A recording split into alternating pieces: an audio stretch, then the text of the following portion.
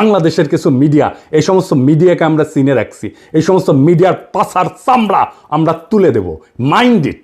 এর মধ্যে প্রধান হইতেছে ওয়াকারের পথ বালক, সে আমাদের বাণিজ্য ডিল যেন না হয় সেজন্য নন ডিসক্লোজার এগ্রিমেন্ট এটা ফাঁস করে দিল। একটা জিনিস মাথায় রাখবেন, অ্যান্টি হাসিনা মানে কিন্তু অ্যান্টি ফ্যাসিস্ট না, অ্যান্টি ইন্ডিয়া না। ওয়াকারের পথ বালক হাসিনার শাসনের বিরুদ্ধে ছিল মানে সে ইন্ডিয়ার আধিপত্যবাদের বিরুদ্ধে না। ও যা যা করছে বা করতেছে সব কিছু এখন ইন্ডিয়ার পক্ষে যাইতেছে। এর পিছনে কাহিনী, খবরের পেছনে খবর থাকে।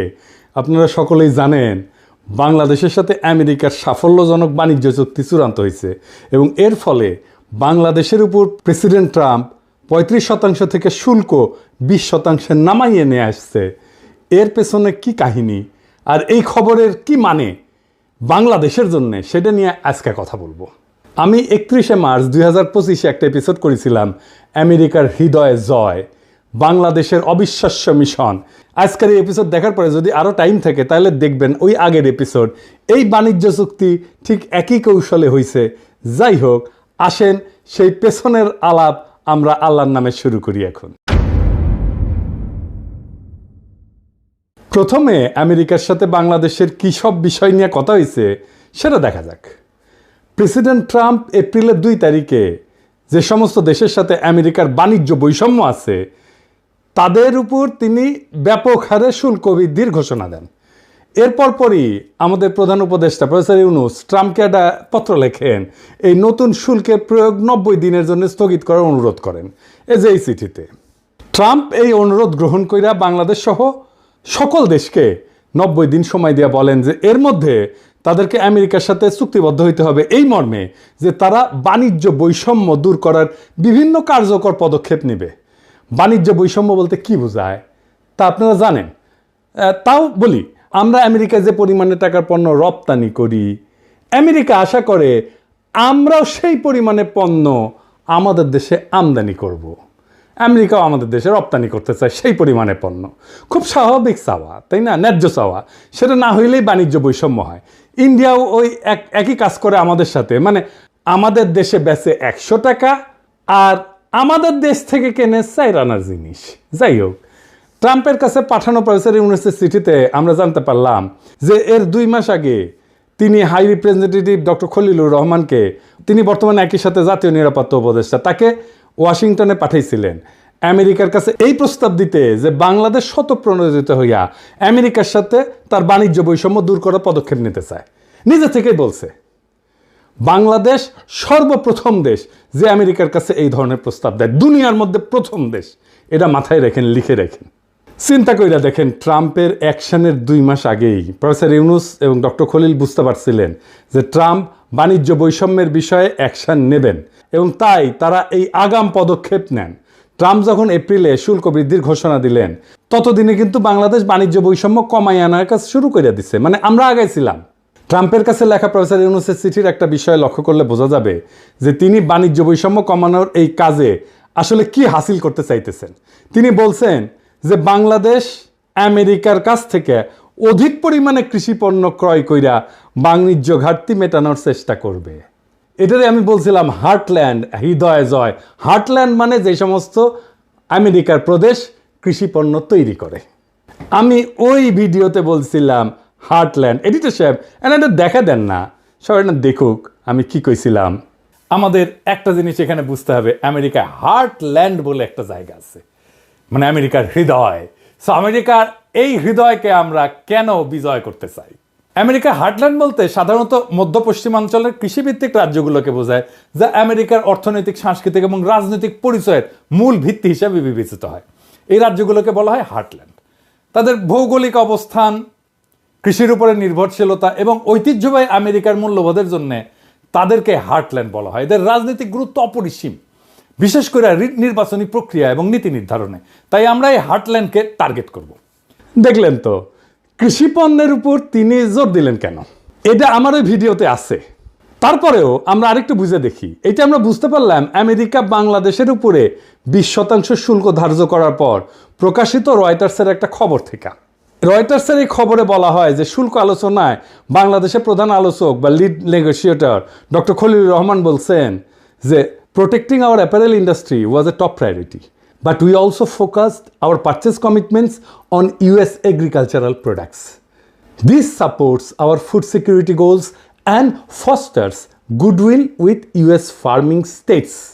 ইংরেজি যেহেতু কইছে ঠিকই কইছে তাই না?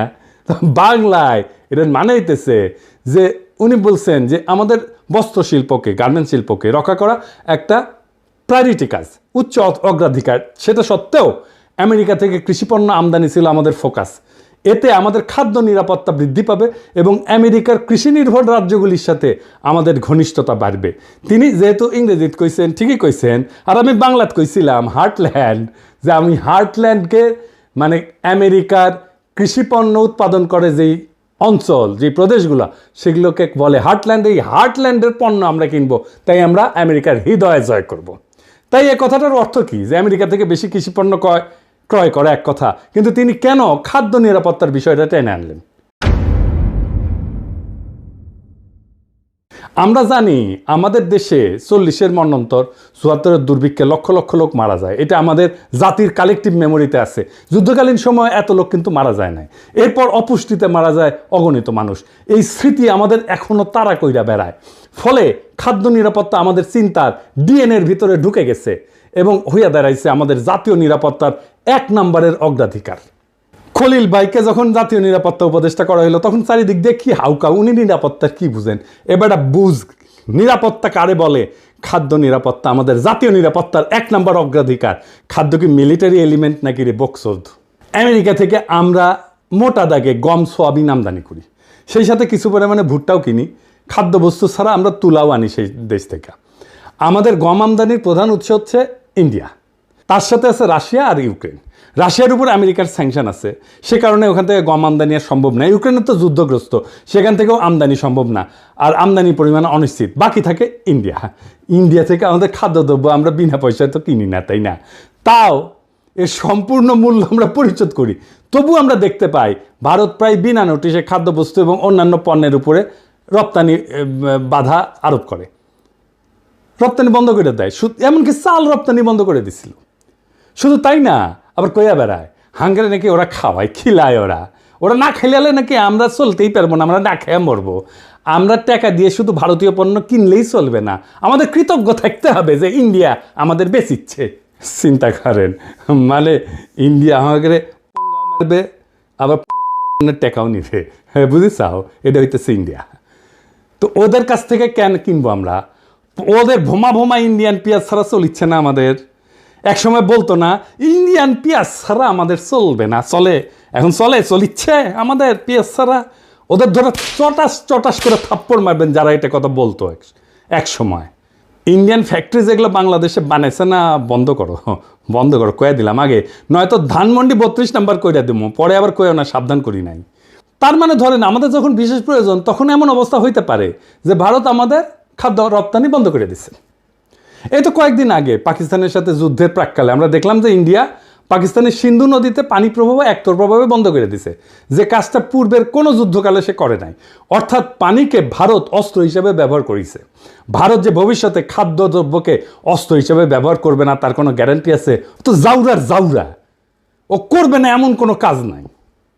আমি মোটামুটি নিশ্চিত আমেরিকা থেকে অধিক পরিমাণে খাদ্যদ্রব্য আমদানি করার সিদ্ধান্তের পিছনে প্রফেসর ইউনুস এবং খলিল ভাই এই ভাবনাটাকে বিশেষ বিবেচনায় রাখছেন। ফলে ইন্ডিয়া আমাদের প্রয়োজনের সময় খাদ্য রপ্তানি বন্ধ কইরা আমাদের উপরে চাপ দিতে পারবে না। এই একই কথা তুলা আমদানির ক্ষেত্রেও প্রযোজ্য। বাংলাদেশকে টাইট দেওয়ার একটা বড় অস্ত্র এভাবে ভারতের হাত থেকে নীরবে সরাইয়া নিছেন প্রফেসর ইউনুস আর ডক্টর খলিল। সাবাস, বাঘের বাচ্চা। এইবার আমাদের তো পার্টি সং বাজানো উচিত। এডিটর সাহেব, একটা পার্টি সং দেন।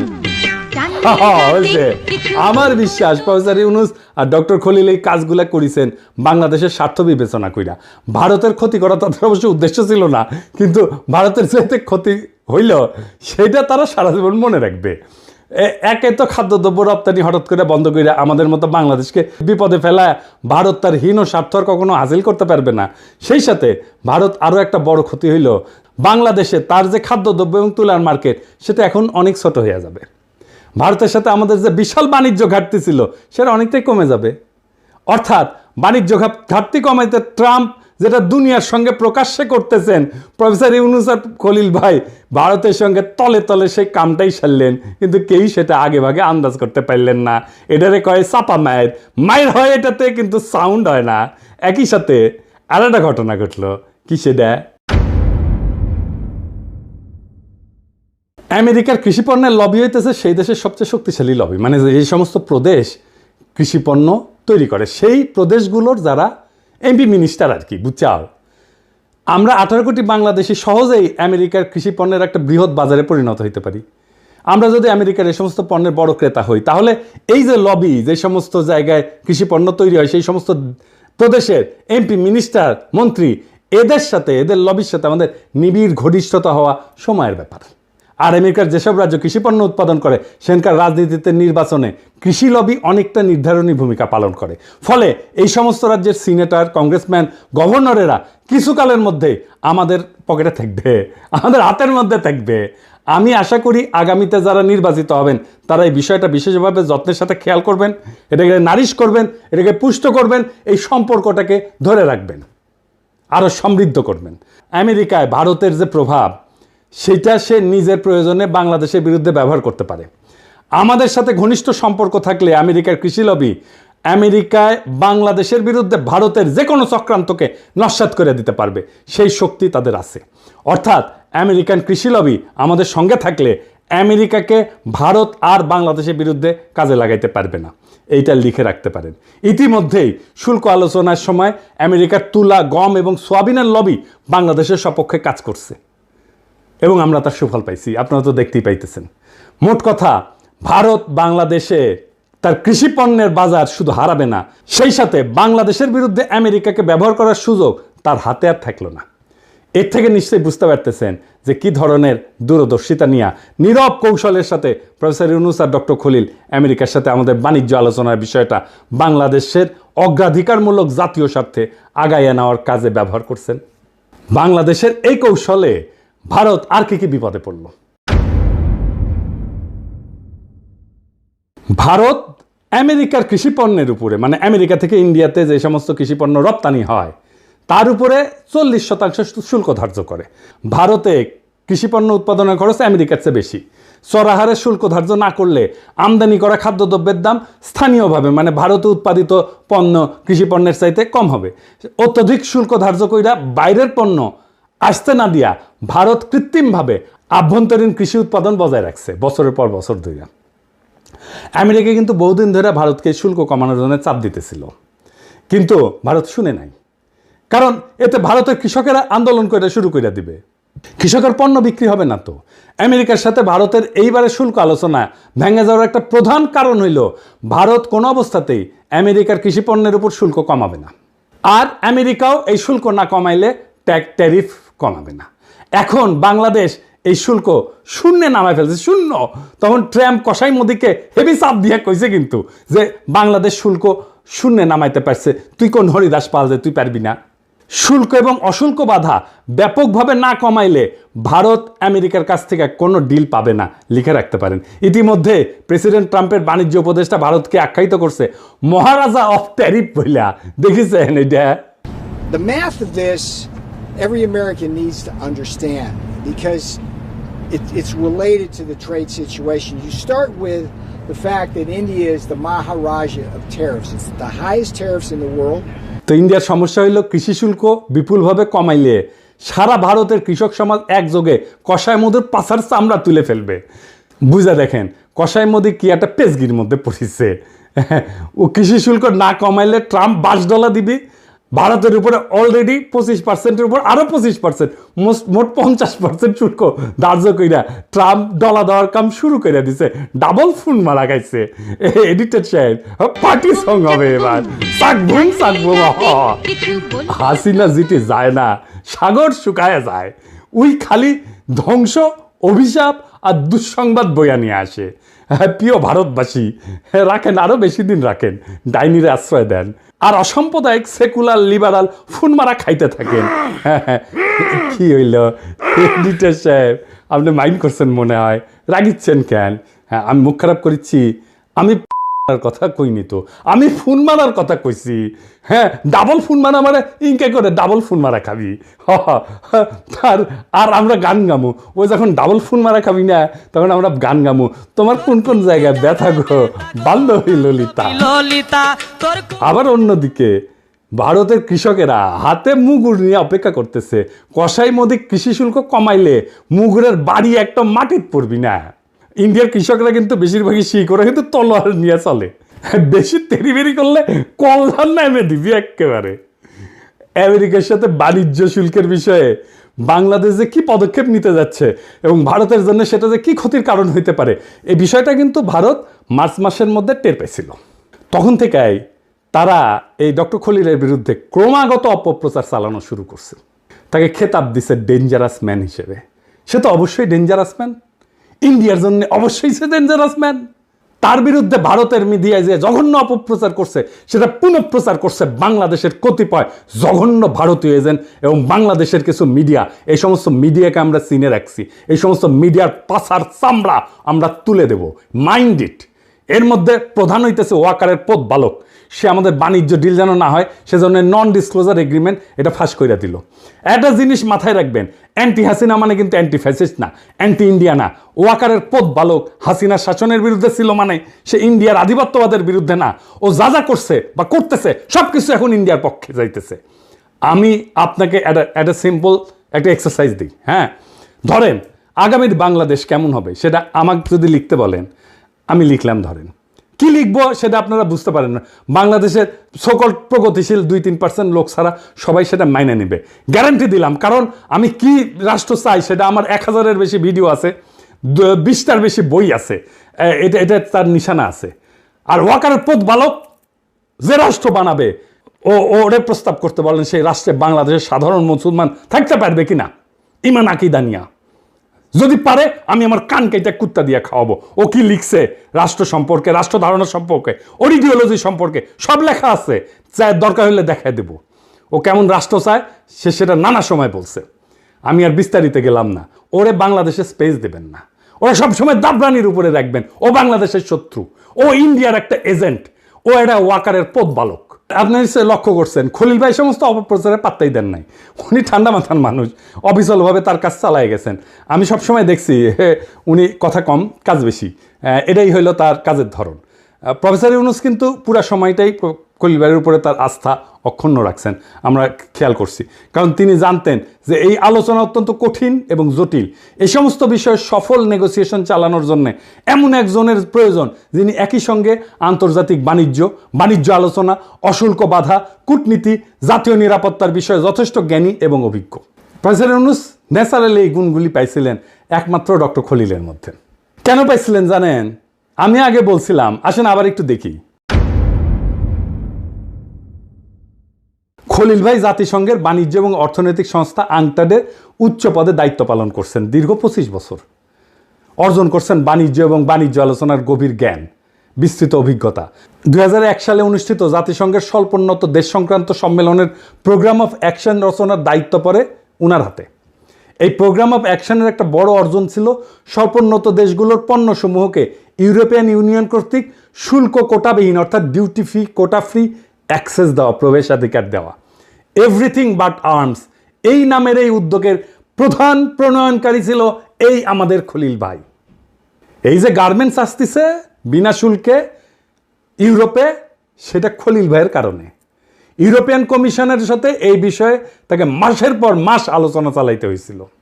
আমি গত বছর যখন তার প্রথম ইন্টারভিউটা করি তখন বলছিলাম যে তার এই অবদানের কারণে আজ বাংলাদেশে পোশাক শিল্প এই বিশালতা অর্জন করছে এবং আমাদের গার্মেন্টস শিল্পের একটা বড় ঋণ আছে তার কাছে।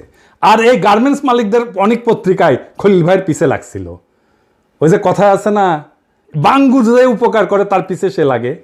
আর আজ 2 যুগ পরে খলিল ভাই আমেরিকার সাথে সফলভাবে শুল্ক আলোচনা কইরা গার্মেন্টস শিল্পকে রক্ষা করলেন। তিনি কিন্তু আজ পর্যন্ত এর জন্য কোনো ধরনের আত্মপ্রচার করেন নাই, ক্রেডিট চান নাই, নেনও নাই। এইবার অশুল্ক বাধার বিষয়ে আসি। আংটাড, বিশ্বব্যাংক, বিশ্ব বাণিজ্য সংস্থা, IMF, ইন্টারন্যাশনাল ট্রেড সেন্টার এই সমস্ত প্রতিষ্ঠানের সমন্বয়ে গঠিত জাতিসংঘ সিস্টেমের অশুল্ক বাধা সংক্রান্ত ইন্টার এজেন্সি গ্রুপের চেয়ারপারসন ছিলেন এই ডক্টর খলিল চেয়ারপারসন। জি, অশুল্ক বাধা বিষয়ে বিপুল জ্ঞান এবং অভিজ্ঞতা না থাকলে বিশ্বব্যাংক, বিশ্ব বাণিজ্য সংস্থা অথবা IMF কি তাকে ওই গ্রুপের চেয়ারপারসন হিসেবে মাইনে নিত? বাংলাদেশের আর কেউ কি এই পজিশনে কাজ করছে কোনোদিন?